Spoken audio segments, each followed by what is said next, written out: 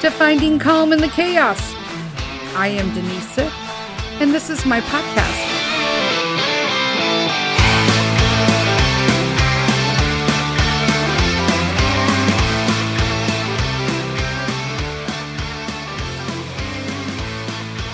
Hello, everybody. Welcome to Finding Calm in the Chaos. Happy Saturday. Oh my gosh, my friends. Next week is Thanksgiving. What happened? This is how 2024, I believe, is like the year of like growth. You're either spiritually growing or you've fallen off a cliff. Again, my personal opinion, my podcast. Wow. I don't know whether to be happy I went through it and it's almost, or the fact that it's almost over. I think a little of both, to be honest with you. So, a few updates, because I got a ton of things. Okay, so a couple weeks ago, when I did the trauma break episode on November 13th, I think it was, that Wednesday episode, I had a ton of technical difficulties, but I was really happy with my content. Like, when you have to re-record content, it really stinks because sometimes like you get into a flow and the flow effectively got out everything you needed, but then you realize something was not right on the board, which is what happened with me. So in the past, it's been Peter, but I personally did it this time. I had unplugged my podcast microphone to do something with my illustration program. I don't like them plugged in at the same time onto my laptop because it just gets wonky. So when I recorded, it all worked out well, but then I'm like, why aren't I hearing myself in the edit? I'm like, why aren't I hearing myself? And apparently it's because I was talking into my laptop mic and not my actual podcast microphone, which is why the volume and the clarity has gotten better since then. There's that. So sorry about that. And as a result of that, when I went into edit and add my intro and exit music, because it was picking up the laptop, it didn't pick up the podcasting mic. The rest of it goes through another program. So you can't hear that part. You can only hear my words, which I guess is important because it really would have sucked to have like an intro and an exit and then no podcast. I got it fixed, my friends. So that's all fixed. What's happened since then? So that I am aware now that there was no enter and exit music, and that's okay. Whatever. It got the point across. I appreciate everybody reaching out to me on that episode. I just thought it was really important to be transparent and honest. And I'm glad that you guys all felt that way too. And everybody was not like all triggered and freaked out. What else happened since then? I'll tell you what happened. My Gen Xers, the Tyson Paul fight. Was this the biggest disappointment known to man? I knew it was going to happen. So Mike Tyson, Jake Paul, who everyone's like, who the heck is Jake Paul? Some YouTuber, him and his brother Logan. Vaguely remember this Logan, I believe, because one of my nieces liked him when she was younger. I don't know, liked his channel. Complete idiots. And I respect the fact that the kid's trying to like get into the MMA ring and stuff like that. But this was a total money grab. It just was. And if you watched the fight, it was free on Netflix. If there wasn't any indication that there was already a set winner of this, it was the fact that it was free on Netflix. There's somebody I believe I saw somewhere suing Netflix because of it. It was streaming. A lot of people were having trouble with what is it called? Buffering. So apparently there was a lot of buffering and not a lot of viewing. We had buffering, but I just basically would exit and go back in and it would play again. So I didn't have any issues. So yes, we got to see the fight. It was lame, super lame. There were bits and pieces that were very telltaling, though. So Mike Tyson got $20 million to do this fight at 58 years old. And he was fighting a 20-something, I think he's 28, 26, 27. I don't know how old Jake Paul was, but he's young. And it's different, though, because, you know, Mike comes from a different kind of gen. You know what I mean? He comes from a different mold of fighter. And if you know anything about boxing, he just he gets into this zone and becomes animal-like. And if you're like, well, how could that be, Denise? I mean, he bit Holyfield's ear. Now, let me tell you, a lot of people thought that was weird when he bit Holyfield's ear. It was like he was like a running joke. He still is sometimes. But I will tell you, so Tyson has a like a tick, right? When he fights. He's constantly chewing his glove. It happened pretty much in every fight you've ever seen. However, I was telling Mr. Sith, I've never seen him chew on his glove as much as he did in the 8 rounds, 2 minutes apiece fight that he did with Paul. He really chewed the heck out of his glove. And I honestly think it was because he knew he had to take the fall for the 20 million and he was told not to hit him. Like not to turn into Tyson. That it was like basically for entertainment reasons only. And most people would be like, oh, I can't believe like he would farce like that. He's a 58-year-old man.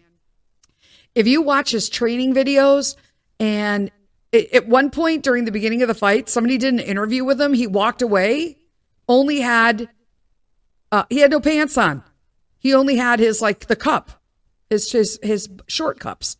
He walks away, he's total butt cheeks. I was like, hey, listen, his butt looks better at 58 than mine ever did my entire life. Like, look at that. So it was kind of funny. But I mean, when you look at the training videos he did and how he fights with people, he didn't fight like that at all in the ring. And it was intentional because if he gets into that mode, he has this click in his mind. This is also my personal opinion, but apparently many people in my generation who have watched Tyson fight growing up all seem to think this bodes true. But at the very beginning, because Mike usually will knock you out, Tyson, in the first round, right? You see he kind of gets jumpy. He didn't do any dancing.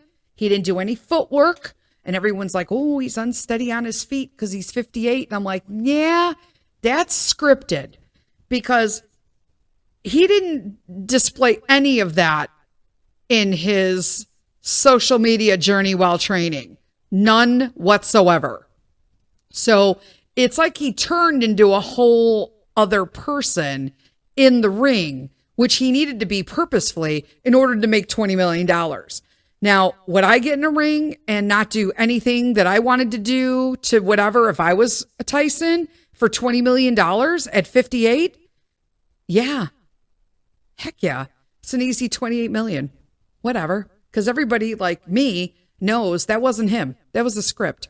And if you still don't think your sporting events are scripted, then you haven't really been to a professional any game, because it's all completely farce, whatever.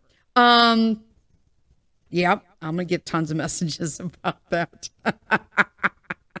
But just to say, so NFL, there were lots of people in the NFL and the NHL who, when being interviewed, were like, so what did you have to do to get signed this year to be like whatever? And they would flat out start accidentally telling people, well, I know that, you know, this year is going to be like all injuries for me. And it was like, wait, how do you know that?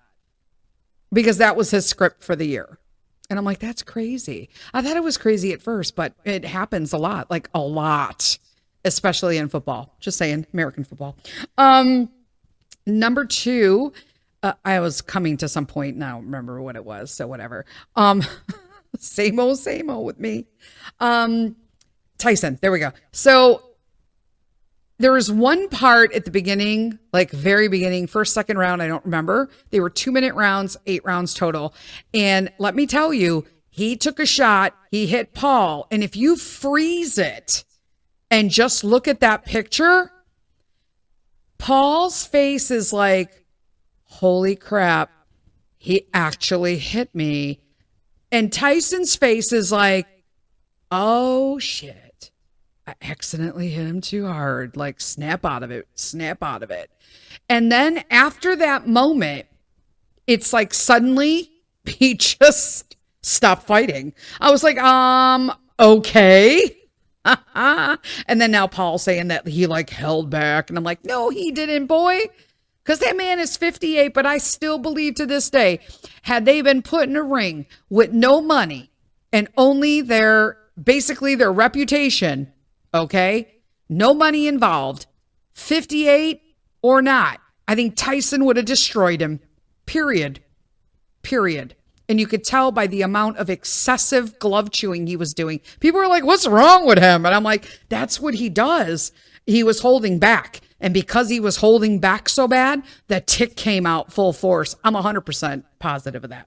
There you go. I don't know if that 100% is right, but that's my take and that's what I'm going with. Thanksgiving's coming. Yay. Because you know why? These are the holidays that I'm alone. And I know I have said that like the last 2 years on my podcast, but I'm telling you this year, I am alone. Except right now for Thanksgiving. Because Mr. Sith, okay, my mother-in-law invited herself over to my husband. And apparently he agreed because he can't say no to people. Instead of just simply stating, we're working on it. We're working on it. Because next year, I already told him, I'm going to be alone. Because I ain't answering the damn phone. In fact, I might just go out of town. This way, nobody can even come over. Well, they can come over, but nobody will be home. That's like where I'm going. Like, stop it now. So I'm not even making a turkey because they're like, because there's too big. And I don't like turkey. So there's that. Like, nobody really likes turkey in my house. So I think what I'm going to do is going to do like a turkey breast and butterfly it open, stuff it, and make it that way with some nice sides and some desserts. And I love that I can make like small amounts and smaller amounts and more choices, I guess is what I'm saying. I love it. I love it. And then day after Thanksgiving, everything's coming down and Christmas is going up, baby, because I'm ready. I have a lot of friends who put up stuff. I have a friend, Brenda, and she is the author, Brenda Cooper of God Goggles. You can get that book on Amazon. It is amazing. But if you're listening, Brenda, I'm shouting you out right here. Brenda couldn't wait to put Christmas up like it in October. And bless her heart, she did. And her house looks amazing. It's like beautiful. So I'm like, that's lovely. I just, I'm going to do that. Apparently last year, this time I did have Christmas up, but I kind of missed the whole fall decor during Thanksgiving. You know, there's that.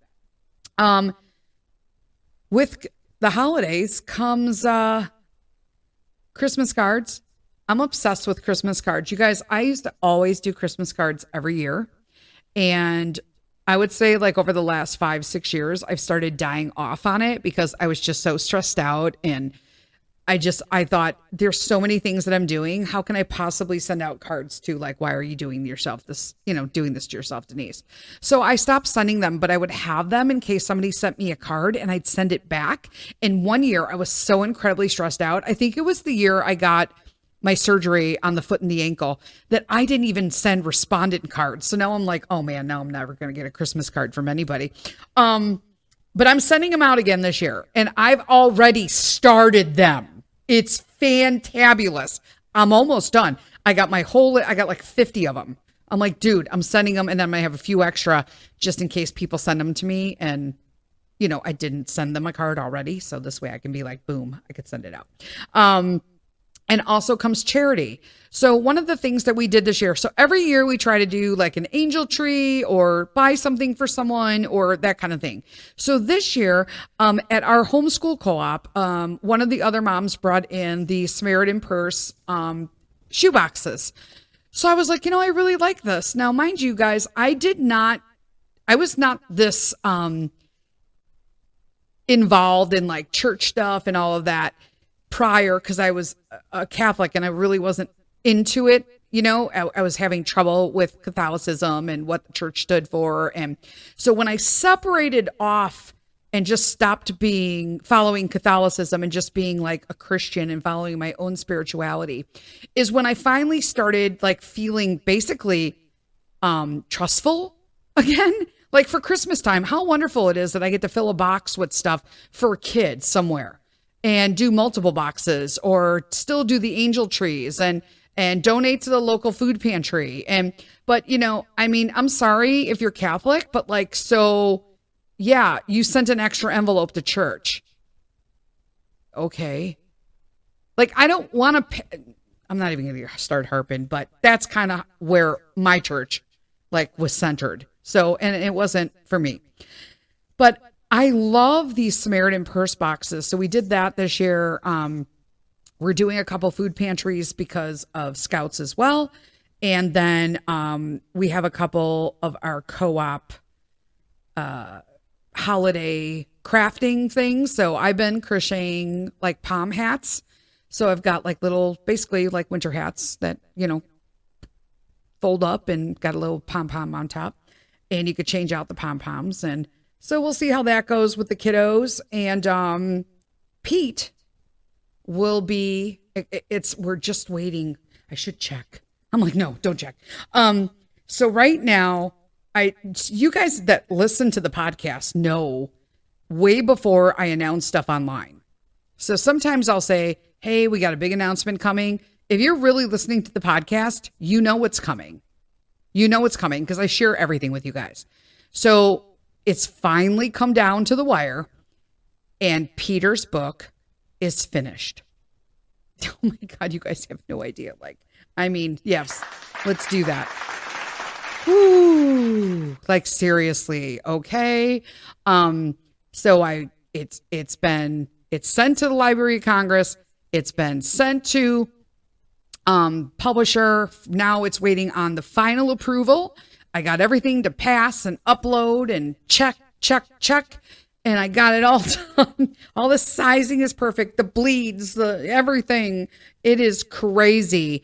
There are some things with the publisher that we wound up using that I don't like, that I'm not going to use for my books. So Peter's going to have a glossy covered, so thicker, soft cover book. We did not have an option on the publisher that we used for a hardcover, which was a little disappointing. We also had to change the layout of the book from a landscape to a portrait profile. So it took a little bit extra because the illustrator, which is moi, had to redo all of the illustrations to make sure that they were upright in a portrait form instead of landscape, which really changes the scope of what you can do in a picture. You know what I'm saying? Especially for a kid's book. So we just figured for like the first 100 copies we're going to print and we're going to sell them at the co-ops, and he'll have his own table. So Peter, my son, wrote a book at 8. He is 9 years old, and he is on approval and final as a we're just waiting for the thumbs up for his book to go live. The launch date is December 1st. And the name of the book is Popcorn World by Peter Sith. And it'll be retailing for $15.99 on Amazon. And I will let everyone know it is available worldwide. This was super important to us. So you could go on your Amazon, whether it be in Australia, the UK, anywhere Amazon is available, you can find the book and you will see it in your currency. And it'll be able to be delivered to you locally for a Christmas gift, a stocking stuffer, anything for Christmas for your little ones. The book is pretty much going to be for anybody who's aged maybe 5 through 11. And it is just really, I'm so proud of him. He did such a great job. Like, oh God, I don't want to cry. He did such a great job. And a lot of this also goes to a great tutor. So we tutored this last summer with Dr. Cheryl Peterson, and she has some books on Amazon as well. So I highly encourage that. She also has a website.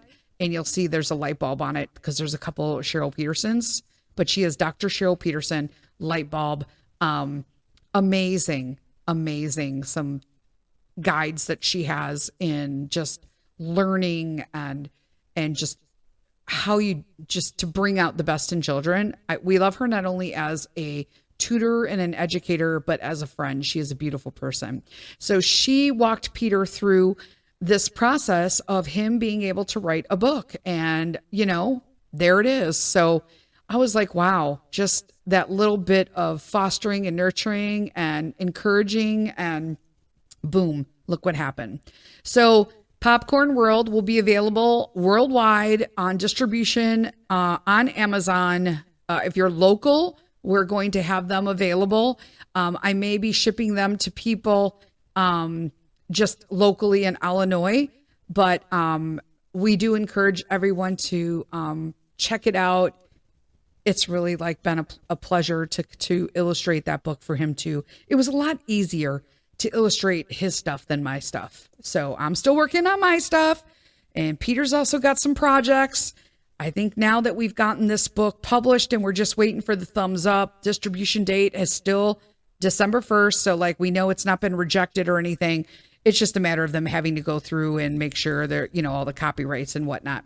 So I'm fun. So we should find out that within 24 hours, and then we'll get to order our copies for our fairs, and so we can sell them there. If you are local, we are going to be at a few co-op fairs, but we're selling them to local people for at a discounted price of $15. Peter will go. The book is $15.99. So but he is going to be doing a video, and we'll put that on Facebook and Instagram for everybody to see. And I'll try to get it loaded up on his YouTube channel as well. It's been hard. That YouTube channel is hard. So, Buster's looking out the window, so we'll see if he barks. So yeah, everybody who's been patient with books, now that I've gone through all this, it's it was kind of like a nice run through. So my book should be way easier, and we kind of know what new publisher we're going to be using or print service for self-publishing, so that we'll have our own page that people will be able to go to in the future to do all that. So yeah, so Peter is a published author. There's that. Yay for Peter. Yay for Peter. That's going to look pretty damn good on a resume when he gets into college. Speaking of co-op, okay, I know this is so strange, but so there is, I really pay no mind to people anymore. I just can't, right? So I've really learned, try to be as non-judgmental as I can. I don't judge looking at people, but I was sitting at a table at co-op the other day, and there was a mom at the table, and she never usually sits with us, and we know her from another co-op. She never speaks to me, but she kept putting her legs up on the chairs and pushing it over, and I was crocheting at the table, and it kept pushing my yarn bag all over the place. So I just kept kind of gently readjusting it, and I was sitting with one of my other moms, and I was looking at her, and I'm like, okay, but she was working on something as well. And then just randomly and abruptly, she got up and moved to another table.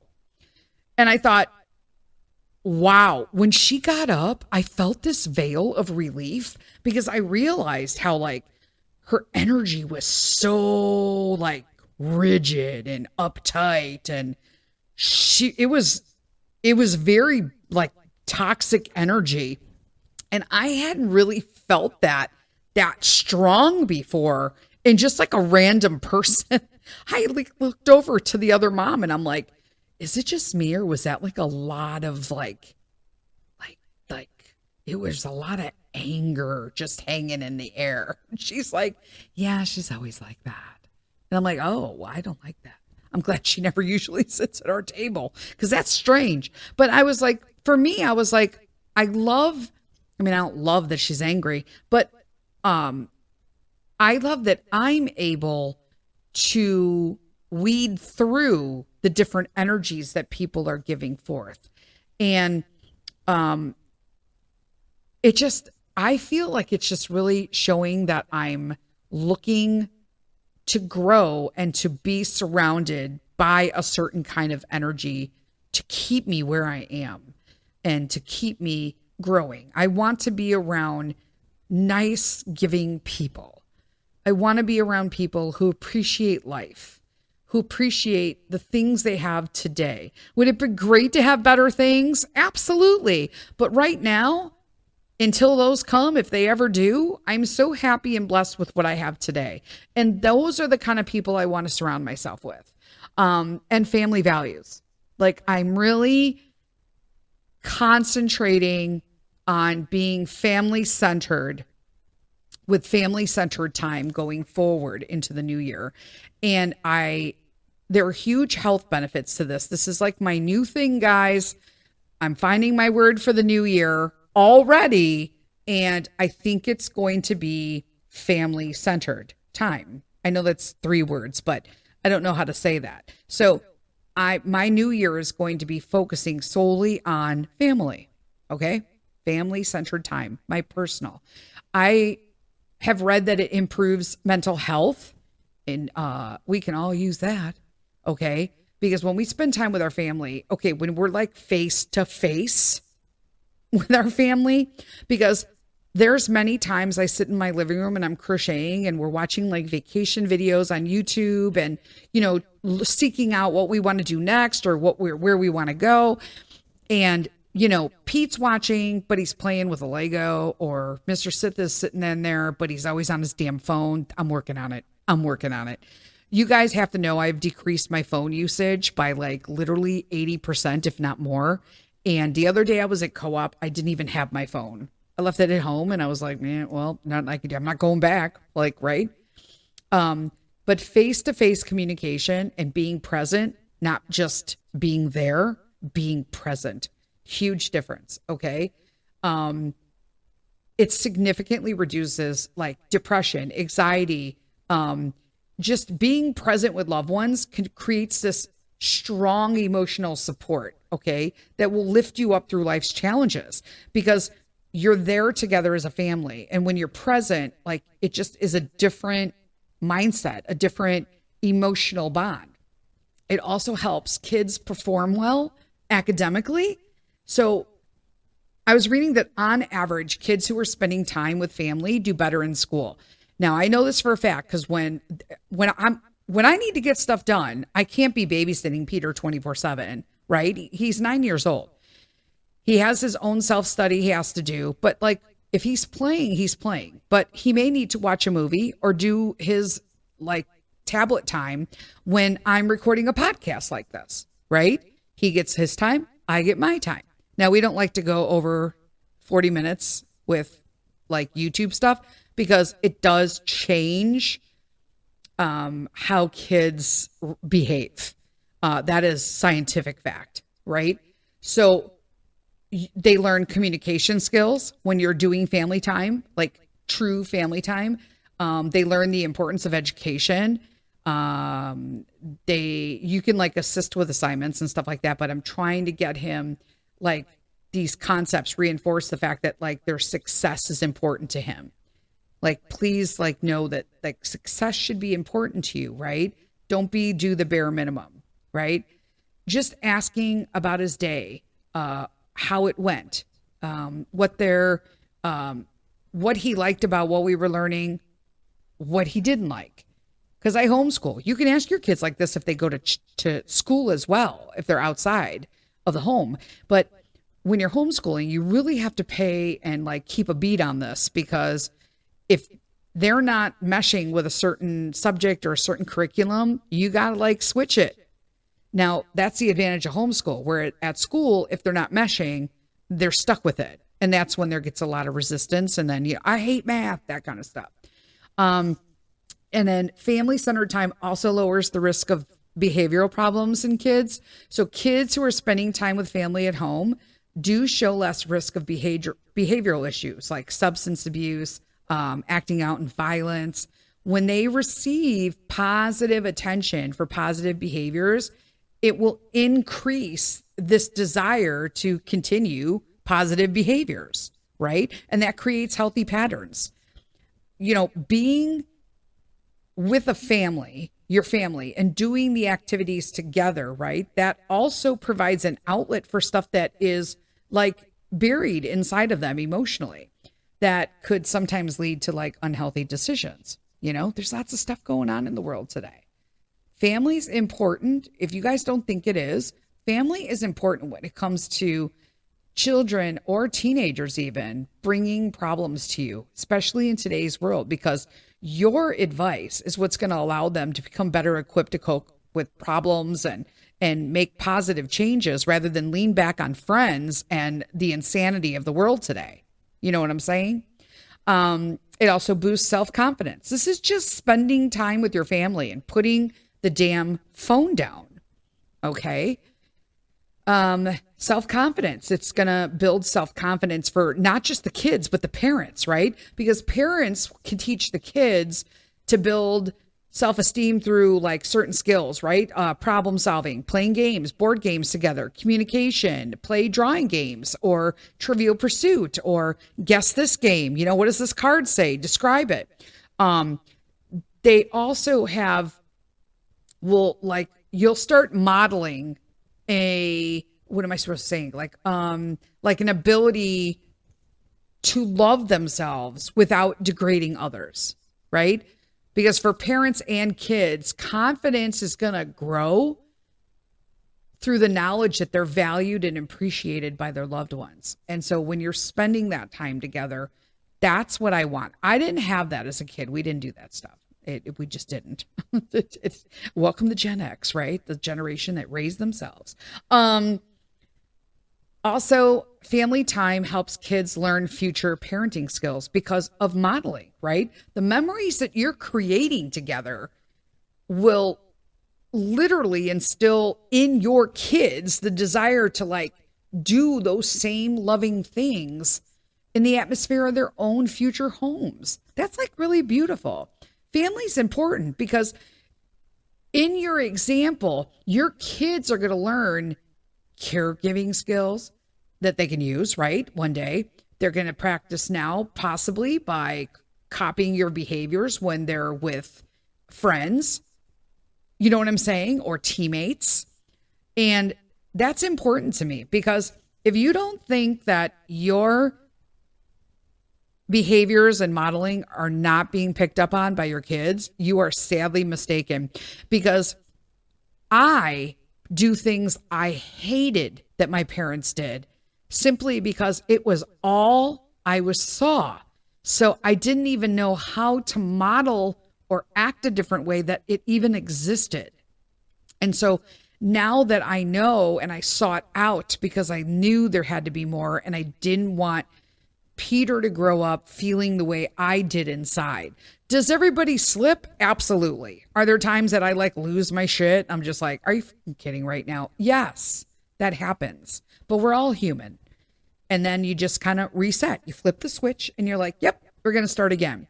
But I've really made a conscious effort to talk to Peter. I don't want to coddle him because I'm not raising a snowflake. Sorry, not sorry. But I want him to be able to talk things through. He gets very frustrated like I do. And so I see those personality traits in him. So I have to learn how to teach him the coping mechanisms that I learned so that he won't have to do as much therapy as I did. You know what I'm saying?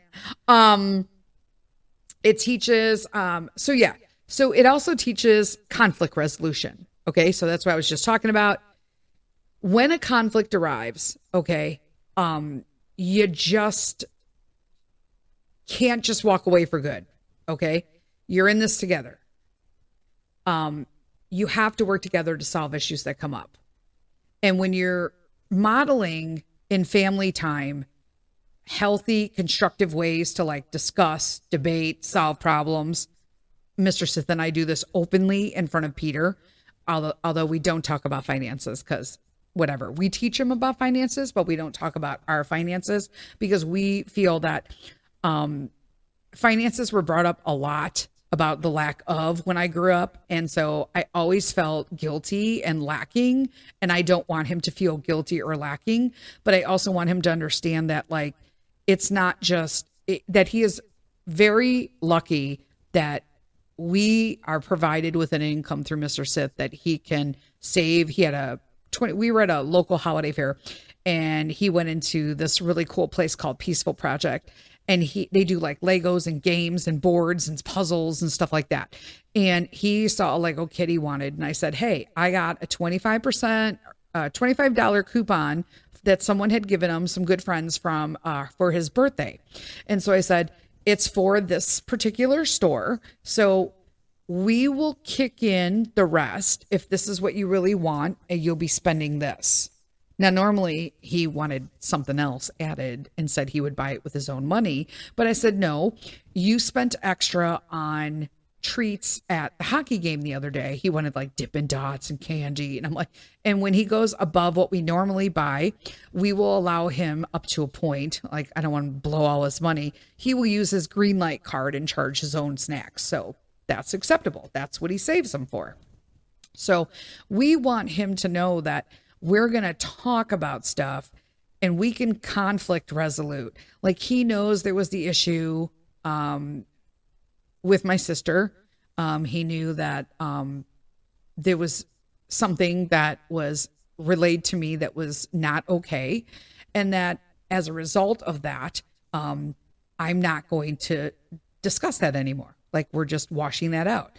I want him to know that he does not need to be disrespected on a daily basis by people, but that you can't just fight fire with fire and be disrespectful back, you know, kind of stopping that trauma response and just letting him handle it in a more loving manner for himself, right? Loving to himself, not just in general, you know, specifically, I should say.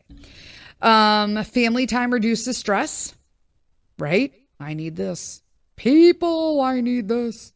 So they say that people with strong, healthy family relationships seek out healthier coping mechanisms. Well, amen to that, right? For stress, such as confiding in friends and family. I'll never confide in family, but I do confide in friends instead of other unhealthy outlets. For me, that would be like alcohol, right? This establishes a habit of talking through problems together to relieve stress and find effective solutions.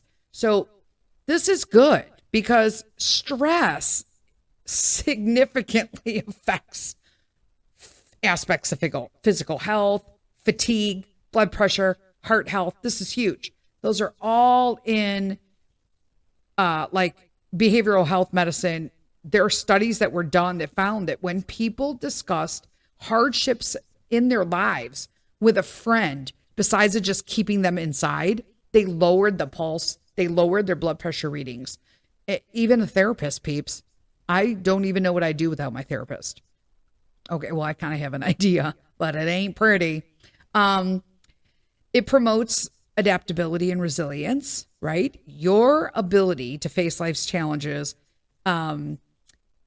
If you're having a strong family bond with your kids and everything, it's going to give you a huge jump, right? An advantage. Okay. Being with family gives you this feeling of knowing that you belong, right? That you're cared for. For me, it did anyway, with respects how I want Peter to grow up versus how I grew up. Family time and family centered time at home does that, right? Knowing that you belong, that you're cared for, you're needed, right? It gives a sense of meaning and purpose, right? And that is motivation for kids to grow, succeed. Who doesn't want that for their kids, right? Physical health. I mean, it's a miracle that we all have like health. Not a miracle, or I should say, or a surprise that all of us are not sicker than we already are in my personal immediate family. But looking at cousins and people who are still in that toxic mentality of what I grew up in, they all suffer from physical health issues. Okay. And family time can boost the effects of just exercise because you're doing stuff together, whether that be walking around in holiday fairs like we do or checking out the food trucks there.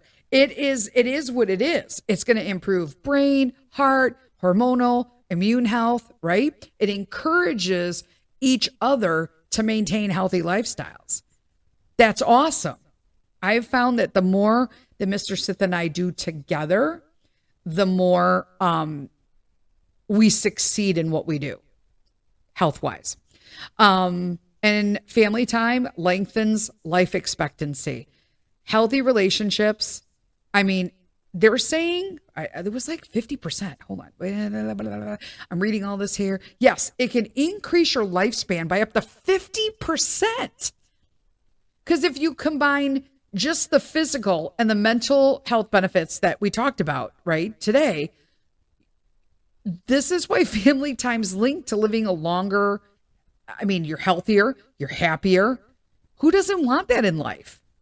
So even if you have unhealthy physical habits, so like for me, I don't really necessarily think it's a physical habit, but I have unhealthy physical diseases, right? I have autoimmune. Just having a strong social network, I'm going to live longer than those who don't have those relationships with autoimmune. If you don't have people you can lean on, I isolated myself for so long from other people because I just wanted everybody to be like, no one knows how. It's such a victim mentality to be stuck in. No one knows how bad it is. No one knows how I hurt. No one knows, it's just me. I'm the sick girl. You wish you were as sick as me. And once in a while, I still catch myself doing that. But I will tell you, it's because Mr. Sith will act like he is dying when he has stuffy nose. And I'm just like, really? Give me that stuffy nose. You want to trade? Let me trade. Let me trade. Give me the stuffy noses, people. But I'm trying to not do that because I think that it's healthier to just be like, you know what? I'm just going to talk to my friends about it. Yeah, Mr. Sith got a stuffy nose again and he acted like he was dying. This way I keep that tension out of our personal relationship so that could grow. And then I'm also releasing that tension from holding it inside and talking with friends. And then in turn, one of the biggest things that I've done this year with other people is listen. It's crazy. I can't even tell you how much I have learned from people by listening to them. You guys, and let me tell you, this is last thing I'm going to talk about today because we're over 40 minutes. One of the things I learned is a trauma response from basically leading a childhood with an adult alcoholic in your family and being ignored or just, violence in the house and stuff like that, is that you're constantly trying to explain yourself, like for everything, because you need to feel this immediate sense of having to justify everything you say. And then it turns into, as an adult, that you have to justify everything that other people say, like in your own life. So people would talk and I would be the person who interjected 7,000 times with, you know what, one time I was like doing this and it was sort of like that, but it was worse. You know what I'm saying? Then finally I was just like, I had friends who were just like, yeah, you never asked me how like I am, or you keep interrupting me. And then I worked on that. And then unfortunately though, those people thought I was just being rude and self-centered, but after talking it with my therapist, it's a trauma response. So I have to like retrain myself how to speak to people. And one of the first steps in doing that, if you do this, is forcing yourself to listen, literally biting your tongue, even if that means that because here's another thing, a lot of people who have childhood trauma, you don't remember things. So when you're in a conversation with someone, you're just like, something pops into your head and you're just like, you feel forced to say it because you know you're going to forget if you wait till the end of their story. So what I've learned to do was, oh, you know what? Excuse me for 1 minute. I have something that I want to tell you about with respects to that. Remind me after this conversation. Go on. And then listen to the rest of their story. And if it comes up again, nope, you're only going to talk about the first one that triggered you. And then at the end of the conversation, if they don't remind you, you probably forgot already. So no harm, no foul. That's kind of how it goes with me. Or if they do remind you, now you're having a reciprocal conversation and they're able to tell their story without feeling like interrupted or that they weren't heard. Because for me, I don't want people to not feel not heard because I hate to feel unheard. So this is something that I've worked really hard on, and it's super hard when you're married to someone who does not communicate because they don't even talk, right? So that's something that forever we'll be working on in our marriage, Mr. Sith and I. And it's brought us so much closer together because I'm learning how he operates and he's learning how I operate. And then because based on the family priorities and center that we want for our relationship, right? All those things we just talked about, the benefits we get from being closer, we're able to learn to take a step towards each other rather than fight who's going to step towards. Like, you need to be more like me. No, you need to just stop talking, Denise. No, he's never said that, but he's probably thought it. You know what I'm saying? I'm sure he's thought it, but it's allowed us to keep stepping closer to each other to get that bridge altered so that we're closer together in our communication methods as well. So that's what we got today, learning about some family time and some catch up. And don't forget, December 1st, available everywhere on Amazon. Or if you're local, let me know and you can pick a copy up through me at a discounted $15. And it'll also be autographed by both me and Peter, author and illustrator. And we appreciate you all. Until next Wednesday, I guess I'll talk to you then. Lead with kindness and lean on God. Bye-bye.